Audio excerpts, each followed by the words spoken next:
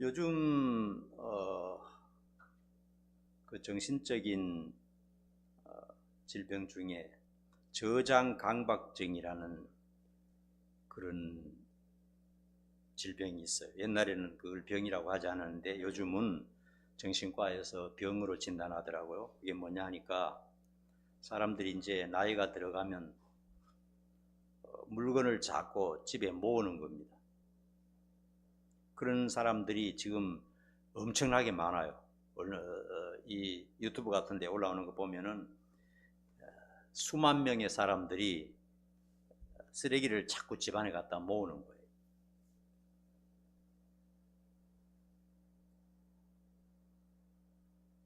집안 구석구석에 그릇 쓰지 않는 것, 뭐 가구 쓰지 않는 것, 뭐 이런 걸 전부 모아두는 거예요. 어차피 못 쓰는 건데 이제 나이가 들면 그 버릴 줄 모르고 자꾸 모은다는 겁니다. 그래서 냉장고나 냉동실 같은 데 보면 음식을 한 달, 두 달 뭐 이렇게 지나면 버려야 되는데 아까워서 못 버린다는 거예요. 심지어는 1년, 2년 동안 먹지 않으면서 계속 모아둔다는 겁니다. 젊은 사람은 과감하게 버리는데 나이가 들면 그걸 버리지 못한다는 거예요. 어차피 안 먹을 건데 계속 모아두는 겁니다. 그리고 그것이 오랜 세월이 지나고 난 다음에 썩어가지고 버리는 그런 일이 있는데 그것이 일종의 정신적인 문제라는 겁니다. 또 장롱 속에도 옷이나 이불 같은 것 이런 거 뭐 3년, 5년 동안 입지 않는데 심지어 10년 동안 입지 않는데도 아까워서 못 버린다는 거예요. 그냥 다 처박아 놓는 거예요. 누가 주면 갖다 모아놓고 또 옛날에 샀던 거 이거 얼마 주고 샀는데 하면서 버리지 못하고 모아둔다는 겁니다. 저도 포항에 어머니가 계신데 한번 가보면요, 이불 뭐 20년, 30년 된 거 계속 그대로 있어요. 곰팡이 냄새가 나는데도 못 버리는 거예요. 그냥 이게 누가 해준 건데 이게 얼마짜리인데 하면서 못 버리는 거예요. 나 같으면 그냥 싹 다 버리고 싶은데 값하고 좋은 이불도 많고 값하고 좋은 옷도 많은데 그런 것을 버리지 못하고 전부 모아두는 거 이게 그렇게 좋은 게 아니거든요. 청와대 경호원 출신이면은 좋은 직장이죠. 권세 있는 그런 직장입니다. 그런 직장에 다니는 사람이 이제 서울에 있는데요. 이 사람이 저장 강박증에 걸렸어요.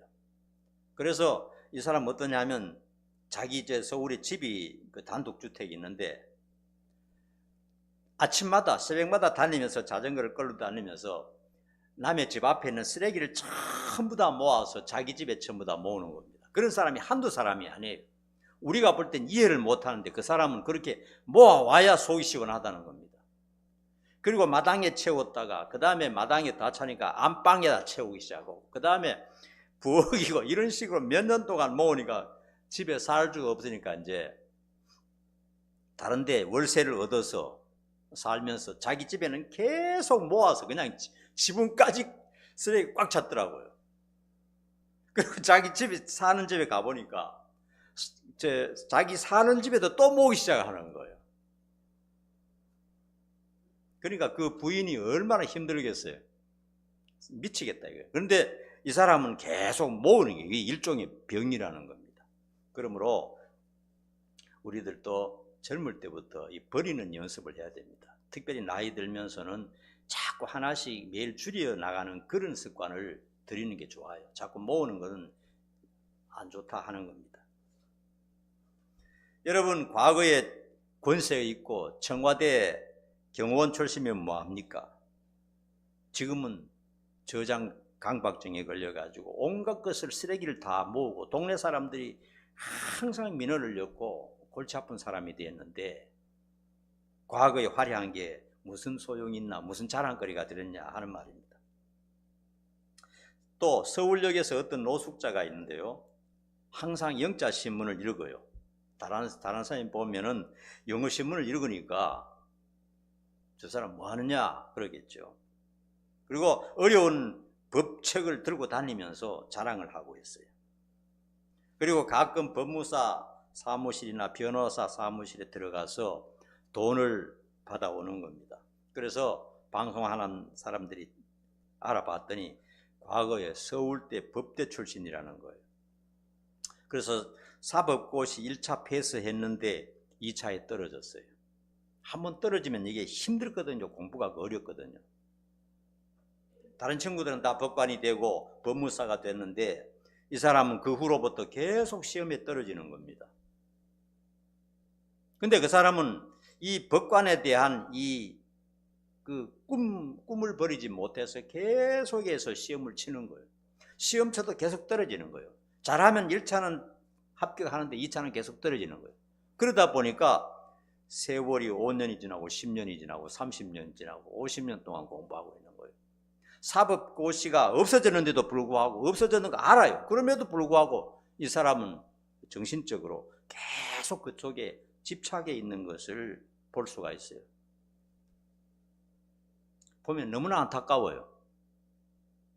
법관은 그게 뭐 그래 좋은 거라고, 의사가 뭐 그래 좋은 거라고, 그거 얼마나 힘드는 건데 전부 다요. 고통스러운 일인데 자유도 없고. 그래서 이 사람은 나이가 70이 넘었는데 자기 친구들, 옛날 친구들이 개업한 사무실에 가서 10,000원씩 거두어서 그걸 가지고 산다는 겁니다. 그리고 또 그는 화려했던 과거의 그 추억을 자랑하고 있어요. 내가 과거에 서울대학 나왔다, 법대 나왔다, 이렇게 하면서. 여러분, 과거에 아무리 공부를 잘하고 명문대 나오고 영어를 잘하면 뭡니까?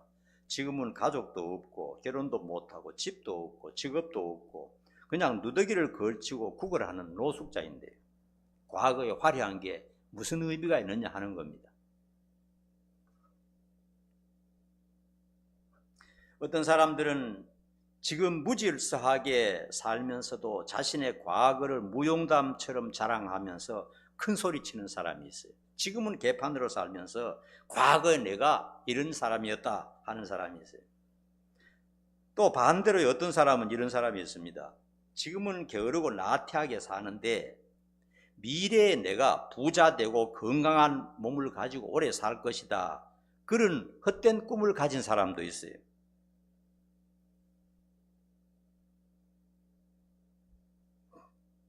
오늘 본문은 과거나 미래가 중요한 것이 아니라는 겁니다. 하나님의 말씀은 현실적인 겁니다. 실제적인 것에 목표를 두고 있어요. 바로 지금, 오늘이 가장 중요하다. 오늘 본문 말씀이 바로 그것을 말하고 있는 겁니다. 과거에 대해서 또 미래의 영롱한 꿈, 이런 게 중요한 것이 아니고 오늘 네가 어떻게 살고 있느냐, 이것이 생사의 갈림길이 걸려있다, 이렇게 말씀하고 있어요. 굉장히 중요한 포인트를 말씀하고 있으니까 우리가 본문을 잘 살펴봐야 되겠습니다. 오늘 바르게 살고 있다면 과거의 모든 일은 아름다운 추억이 될 거라는 겁니다. 힘들게 공부했던 것도, 명문대학 다녔던 것도, 고생했던 것도 다 추억이 되는 겁니다. 지금 바로 살고 있다면 과거의 모든 것이 아름다운 추억이 될 거라는 겁니다. 그리고 오늘 신실하게 살면서 무엇인가 씨앗을 뿌리고 삶을 산다면 미래의 꿈은 이루어진다는 겁니다. 오늘은 그냥 게으르고 나태하게 되는 대로 살면서 미래 건강하게 될 것이다, 미래는 부자가 될 것이다, 미래는 나도 남만큼 살 것이다, 이렇게 하는 것은 성경적으로 보면 맞지 않다는 겁니다. 미래 부자가 되고 건강하게 되고 참 화려하게 될 것 같고 오늘 뭔가 씨앗을 뿌리고 있어야 된다는 겁니다. 그러니까 오늘 바르게 살고 오늘 하나님 앞에서 신실하게 사는 것이 가장 중요하다. 이것이 인생의 가장 포인트라는 것을 말씀을 통해서 가르쳐주고 있습니다. 본문 여러분 유의해서 한 절씩 우리가 한번 읽어보면서 한번 공부해 봅시다. 11절 말씀부터 한번 봅시다. 같이 한번 읽어봅시다. 시작. 너는 그들에게 말하라. 주 여호와의 말씀이니라. 나의 삶을 두고 맹세하노니 나는 악인이 죽는 것을 기뻐하지 아니하고 악인이 그의 길에서 돌이켜 떠나 사는 것을 기뻐하노라. 이스라엘 족속아 돌이키고 돌이키라. 너희 악한 길에서 떠나라. 어찌 죽고자 하느냐 하셨다 하라. 오늘 본문 말씀에 의하면 모든 인생은 가만히 내버려 두면 자연인 그대로 있으면 전부 다 망하게 된다 하는 것입니다. 그대로 있으면 다 망하게 되는 거예요. 그 이유는 본질적으로 인간이라는 것은 죄인이고 죄인으로 태어났고 또 죄를 지으면서 살기 때문에 그 미래는 영원한 지옥밖에 없다 하는 것입니다. 사람들은요, 신앙생활을 하지 않고 자기 멋대로 살면서 미래를 꿈꾸는데요, 우리는 알잖아요. 인생의 끝이 얼마나 처참하게 끝날 것이라는 것을 우리는 알고 있잖아요. 모든 인생은 그런 위험에 처해 있다 하는 것인데, 그런데 오늘 본문은 그런 위험에서 살아날 길이 있다는 것을 하나님께서 가르쳐 주시는 것입니다. 이 하나님의 말씀을 듣고 믿는 사람은 보이는 사람이고 그냥 무시해버리는 사람은 그 결과가 얼마나 처참하게 된다 하는 것을 알아야 되는 것입니다. 하나님께서는 이렇게 말씀하십니다. 가던 길을, 너 지금 가던 길, 어떤 종교든지 어떤 행위든지 어떤 죄악이든지 가던 길을 멈추고 영생의 길로 가라 권고하고 계세요. 나는 죄인이 그냥 망하는 것을 원하지 않는다. 나는 사람들이 그 잘못된 길로 가던 것을 끊고 돌아서서 영원히 사는 것을 나는 바라고 원한다. 누구에게든지 그런 길이 열려 있다. 하나님의 본심은 바로 누구든지 멸망하지 않고 돌아서서 영생을 얻기를 바란다. 이것이 하나님의 본심이라는 것입니다. 그러므로 우리들이 얼마나 복받은 사람입니까? 그 다음 13절 말씀 한번 읽어보십시다. 13절 같이 읽습니다. 시작. 가령 내가 의인에게 말하기를 너는 살리라 하였다 하자 그가 그 공리를 스스로 믿고 죄악을 행하면 그 모든 의로운 행위가 하나도 기억되지 아니하리니 그가 그 지은 죄악으로 말미암아 곧 그 안에서 죽으리라. 그러니까 어떤 의인이 있었습니다. 인정할 만한 훌륭한 사람이라는 겁니다. 그런데 그 의인이 어느 날 교만하게 나는 의인이다, 나는 공로가 많은 사람이다 하면서 죄악에 빠졌다면 어떻게 되느냐? 과거의 그의 의로운 행위는 하나님에게서 하나도 기억이 나지 않는다는 겁니다. 지금 죄악에 빠져서 산다면 과거에 화려했던 모든 공적이나 신앙 하나님이 기억하지 않는다는 거예요. 얼마나 무서운 일입니까? 지금 짓고 있는 죄로 말미암아 벌을 받게 될 것이다. 이렇게 말씀하고 계세요. 전도관 박태선이라는 사람과요, 통일교 문선명, 통일교는 알죠? 통일교만큼 전도관도 유명했습니다. 근데 박태선이나 문선명은 유명한 장로들이었어요. 장로교의 장로들이었습니다. 아주 덕망이 있고 훌륭한 장로들이었어요. 그들이 이제 병자를 위해서 기도하면 병자가 뻘떡뻘떡 나았어요. 어떤 병이든지 고쳐지고요. 그리고 그들이 집회하면 수만 명씩 모여들었다고 합니다. 그런데 어느 날 교만해져서 스스로 하나님의 자리에 올라가려고 하다가 이단이 되어버렸어요. 그러니까 마귀에게 사로잡혀 버렸죠. 훌륭한 신자요, 하나님을 믿는 사람이요, 하나님을 겸손히 섬기던 사람이요, 성도들을 섬기고 헌신하던 사람이 교만해져 가지고 그냥 하나님의 자리에 올라가려고 하다가 자기들이 만든 것이 그냥 이단이 되어버린 겁니다. 그래서 스스로 자기를 예수님이라 하기도 하고 또 하나님이라 하기도 그렇게 한 것입니다. 그들이 과거에 아무리 영성이 뛰어나고 많은 사람을 치유하고 은혜로운 설교하고 전도를 많이 해서도 지금 죄악에 빠져서 이단이 되어버렸는데, 그러면 하나님은 무슨 말씀을 하시냐? 너 과거에 위대했던 행적 하나도 나는 기억하지 않는다, 이렇게 말씀하시는 것입니다. 여러분, 우리가 사소하게 뭐 잘못하고 실수하고 하는 그런 걸 말하는 게 아닙니다. 이런 사람들을 말하는 겁니다.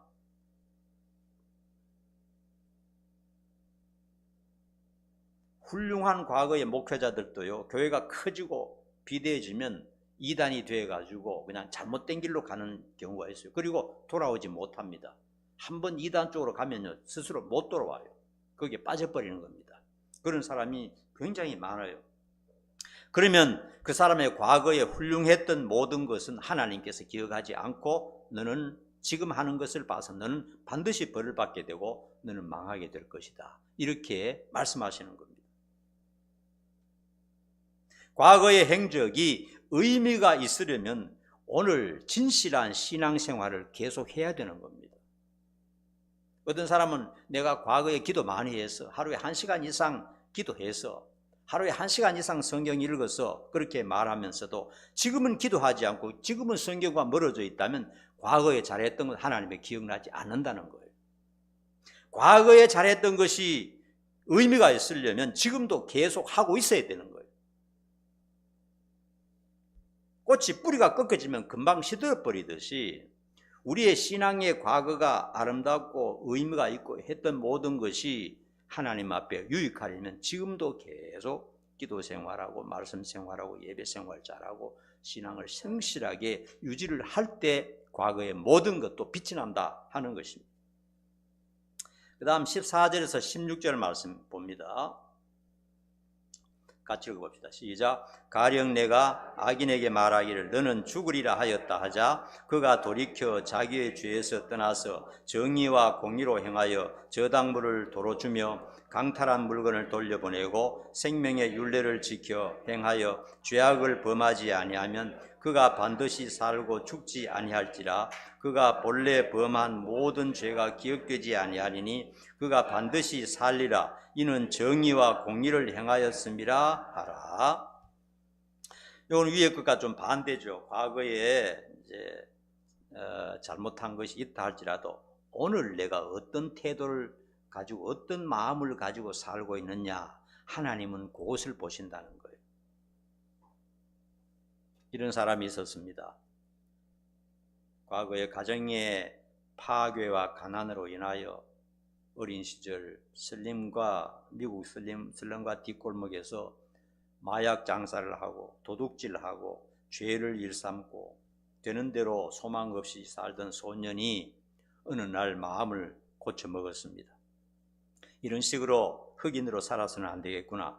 신분 상승을 위해서는 공부하는 길밖에 없다. 그걸 깨닫고 죽을 정도로 공부해서 하버드 대학에 들어가고 인권 변호사가 되고 약자들을 돕다가 마침내 미국의 첫 번째 흑인 대통령이 된 사람이 있습니다. 누굽니까? 오바마 대통령이죠. 어린 시절 그냥 부모도 없고 그냥 집도 없고 헐벗고 가난한 상태 그대로 그냥 되는 대로 다른 흑인들처럼 살았더라면 참 불량배밖에 더 되겠어요.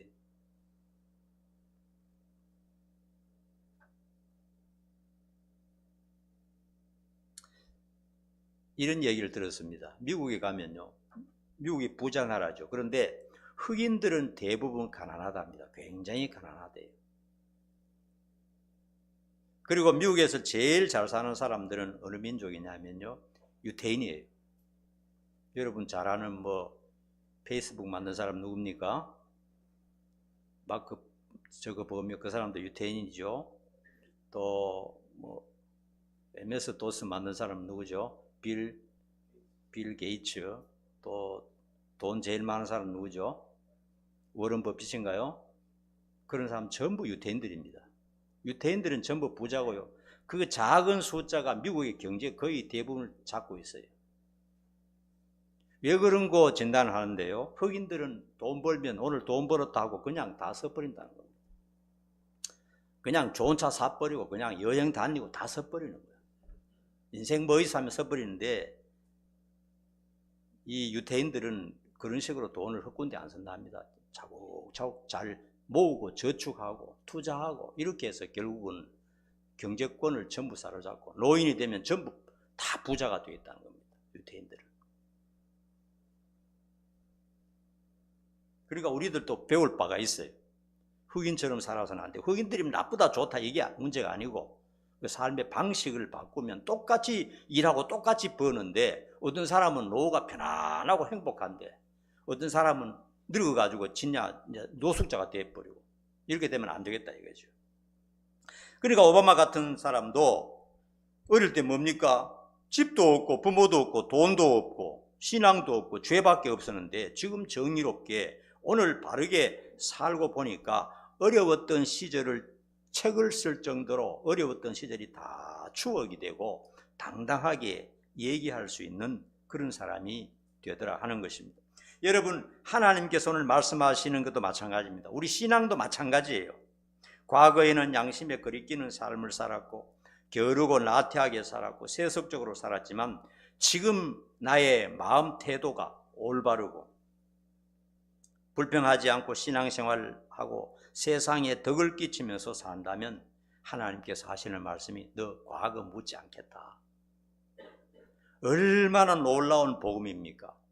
오늘 정신을 차리고 바른 마음의 태도를 가지고 하나님 부른다면 너 과거에 실수한 것, 과거에 잘못한 것, 과거에 어두웠던 시절 기억하지 않고 너를 다 용서해주고 너를 사랑해주겠다. 이런 말씀 아닙니까? 얼마나 놀라운 복음입니까?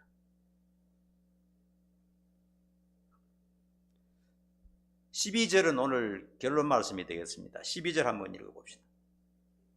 같이 읽습니다. 시작. 인자야 너는 네 민족에 이르기를 의인이 범죄하는 날에는 그 공의가 구원하지 못할 것이요 악인이 돌이켜 그 악에서 떠나는 날에는 그 악이 그를 엎드러뜨리지 못할 것인즉 의인이 범죄하는 날에는 그 의로 말미암아 살지 못하리라. 과거에 의롭게 살고 신앙생활을 잘하고 헌신을 잘하며 살았다 해도 지금 악한 죄악에 빠져서 산다면 과거의 모든 의로움은 사라지고 버림받게 될 것이다. 이렇게 말씀하고 계세요.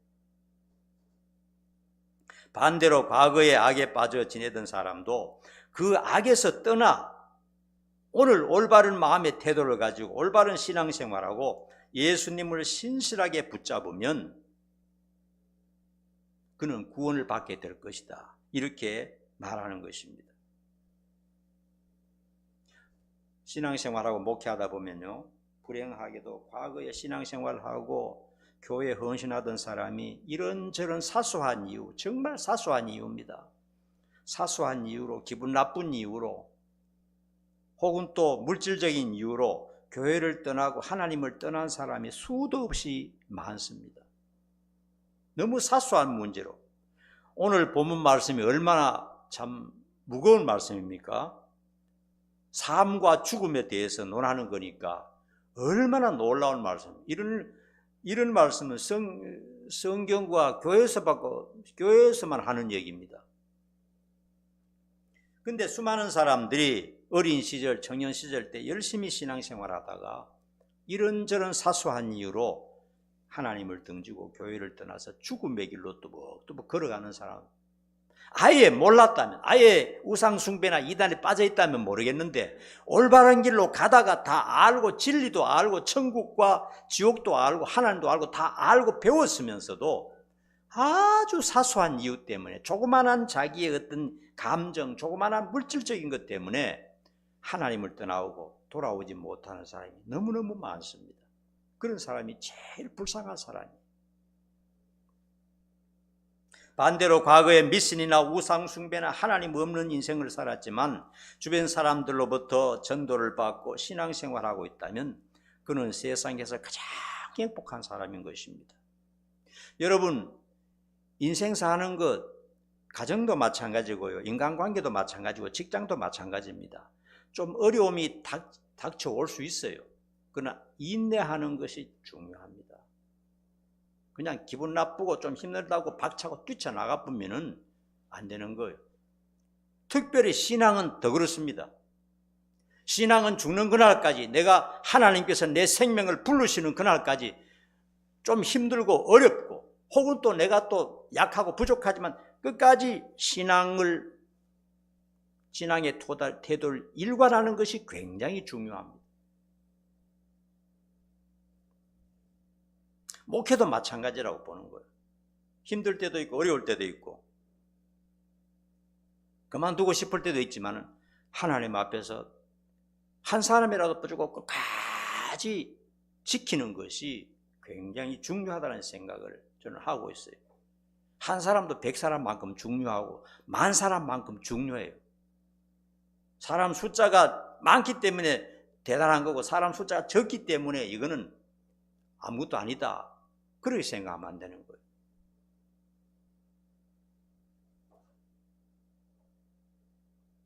그러므로 기독교인은 과거의 화려한 경력이 중요한 것이 아니라는 것을 알아야 됩니다. 과거에 나는 이 정도로 살아서 이만큼 해서 이만큼 헌신해서 그것이 별로 의미가 없습니다. 오늘 바로 할 때 과거의 것도 의미가 있지만 오늘 바로 하지 못하고 뺐다하다면 과거에 아무리 화려했던 것도 의미 없이 사라지게 된다고 하나님이 말씀하고 있어요. 그렇기 때문에 바로 지금이 가장 중요하고 생사의 갈림길이 오늘에 달렸다 하는 것입니다. 어떤 사람은 신앙생활하다 이렇게 말해요. 신앙생활 지금까지 잘했지만은 교회 좀 그만두고 세상에서 내 멋대로 좀 살다가 다음에 나이 좀 들면 돌아오겠지. 못 돌아와요. 세상에 붙드는 힘이 얼마나 강한지 모릅니다. 그러다가 죽어버려요. 그게 쉬운 게 아닙니다. 지금 이대로 이 모습을 좀 부족하다 할지라도 계속 붙들고 끝까지 가야 돼요. 인생 그렇게 길지가 않아요. 오늘 하나님을 사랑하며 가까이 하고 있습니까? 오늘 진심으로 기도하며 회개하였습니까? 오늘 성경을 지극히 사랑하며 읽고 순종합니까? 오늘 영과 진리로 예배하는 진정한 예배자로 살고 있습니까? 바로 오늘 다른 사람을 돕고 정직하게 살아가고 있습니까? 그러면 구원받은 행복한 사람입니다. 걱정할 게 없어요. 오늘 바르게 살고 있다. 과거에 잘했으나 지금 못하고 있다면 빨리 회개하고 돌아서야 살 수가 있다는 겁니다.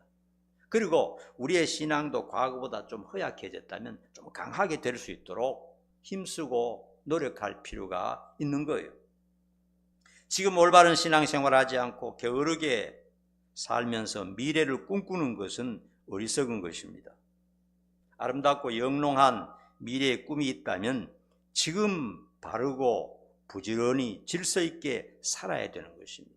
어떤 사람은 지금은 나태하고 게으르고 그냥 엉망으로 살면서 다음에 내가 참 잘 될 것이다 하는 꿈을 가지고 있는데 그건 안 되는 거예요. 지금 어떻게 사느냐 하는 것을 보면 그 사람의 미래가 보이는 겁니다. 그래서 지난번에도 제가 말씀드렸지만은요, 우리의 미래와 또 우리 영혼을 위해서 3가지를 꼭 저축을 하자 하는 것을 다시 한번 말씀드리고 싶어요. 첫 번째는 물질을 저축해야 되겠죠. 돈을 벌 수 있을 때. 조금 있으면 돈 벌 수 없는 날이 와요. 우리나라 대한민국의 노인들이요, 대부분 노후 준비가 안 돼서 너무너무 힘듭니다. 가난하고 병들면 너무너무 힘들어요. 그래서 돈을 벌 때 우선 쓰는 것보다 11조 하고 난 다음에는 그냥 얼마 정도는 무조건 저축하고 저축하든지 안전한 곳에 투자하든지 이런 식으로 은퇴할 때까지 계속 그렇게 하는 것을 목표를 삼아야 돼요. 우선 써버리고 우선 먹고 싶은 거 먹어버리고 자꾸 이렇게 허비하면 지금은 좋지만은 나이가 들면 힘든다 하는 것입니다. 그렇게 할 때 미래가 있는 것이지 지금 그런 게 없는데 미래가 어떻게 보장이 됩니까? 그리고 이제 건강도 저축해야 되겠죠. 사람이 나이가 들면요, 건강이 자꾸 쇠약해지고 특별히 근육이 자꾸 소실되고 없어져요. 그럼 어느 날 근감소증에 걸리면 이거는 암보다 더 무섭다는 겁니다. 암은 걸려도 걸어 다니고 자기 이 발로 가지만요, 근감소증에 걸리면요 아무것도 못하고 들 누워서 그냥 인생을 끝마치는 겁니다. 얼마나 무서운 겁니까? 그렇기 때문에 우리가 미래를 위해서 또 계속해서 이렇게 운동을 해서 끝까지 돌아가시는 그날까지 들어누워서 가는 일이 없도록 하는 게 굉장히 중요하다는 생각을 해요. 나이가 들어보니까 그래요. 그런 사람이 얼마나 많습니까? 그 다음에 세 번째로는 기도를 자꾸 저축을 해야 됩니다. 기도하면 당장 이루어지지 않아요. 그러나 성경에는 분명히 약속을 했습니다. 기도는 분명히 응답된다. 주님께서 뭐라고 말씀했습니까? 직접 말씀하셨습니다. 기도하고 구한 것은 받는 줄로 믿으라. 그러면 너에게 그대로 되리라. 우리는 하나님의 약속을 믿어야 돼요. 기도해도 응답 안 되던데 이거는 잘못된 믿음입니다. 지금 당장 안 되지만은 응답될 날이 분명히 있어요. 그게 자꾸 쌓아야 됩니다. 저축을 해야 돼요. 물질을 저축하고 건강을 저축하듯이 기도도 자꾸 저축을 해 놓으면 언젠가 이거 꺼내 쓸 때가 있어요. 저축이라는 것은 자기를 위해서 저축하는 겁니다. 여러분 사과나무를 심었다고 해서 바로 내일 사과 안 열린다고 그냥 파버리지 않잖아요. 사과나무 심고 농부가 하나님 사과 열리게 해 주십시오. 자, 열리게 해 주십시오. 기도했다면 3년 정도 기다려야 되거든요. 기도도 마찬가지입니다. 기도도 자꾸 이제 기도로 간간히 자꾸 저축을 하다 보면요. 그게 언젠가는 그 기도대로 그대로 된다는 사실을 알아야 되는 겁니다. 오늘 이렇게 바른 신앙생활, 바른 이 태도를 가져야 미래가 있는 것이고 영원히 있는 것이고 아름다운 미래를 가질 수 있는 것입니다. 오늘의 올바른 믿음이 영생을 얻게 한다는 말씀을 절대로 잊지 마시기를 간절히 축원합니다. 기도하겠습니다. 거룩하신 아버지 하나님, 오늘 하나님 말씀을 통해서 생사의 갈림길이 바로 오늘 내가 어떻게 신앙생활하고 어떻게 마음가짐을 가지고 어떻게 사는 것에 달려있다 하는 것을 말씀을 통해서 우리에게 가르쳐 주셨습니다. 말씀 붙들고 과거가 어땠든지 오늘 바로 살게 하시고 또한 미래를 위해서도 오늘 바로 사는 우리 모든 성도들 되도록 도와주옵소서. 예수님 이름 받들어 간절히 기도하옵나이다. 아멘. 찬양합시다.